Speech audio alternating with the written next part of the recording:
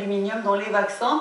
La question n'est pas nouvelle, mais aujourd'hui le débat est relancé par des chercheurs. Ils réclament de nouvelles études plus poussées pour savoir si l'aluminium est responsable de troubles neurologiques et physiques. Pour l'instant, on est au stade des suspicions et des témoignages. Florence Mathieu, Marie Chambrial.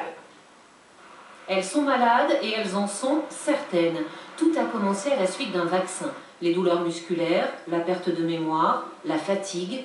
La maladie s'appelle la myofasciite à macrophages. C'est comme une bombe à retardement qui fait qu'elle est là. Après, ça peut prendre des figures, des visages différents. À un moment donné, ça va être des troubles digestifs, puis après, ça va être la fatigue et ça va être relayé par les douleurs.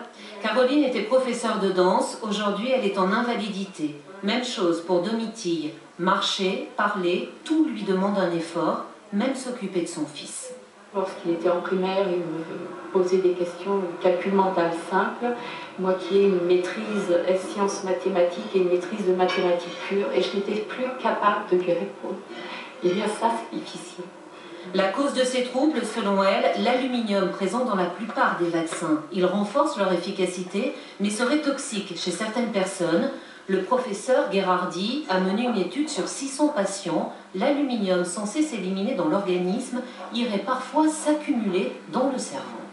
Une fois que la particule rentre dans le cerveau, elle ne peut pas en ressortir. Donc c'est quelque chose de tout à fait nouveau, non anticipé, qui explique parfaitement bien les observations chez les patients porteurs de cette maladie.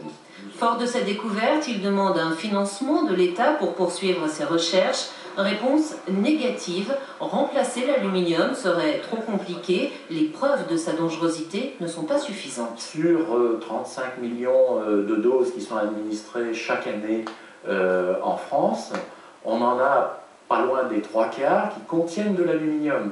Donc c'est un adjuvant qui est éprouvé, on l'utilise depuis plus de 40 ans. Cela supposerait qu'on reparte un petit peu à zéro. Les associations de malades et certains médecins réclament pourtant l'interdiction d'aluminium dans tous les vaccins. Ils invoquent le principe de précaution.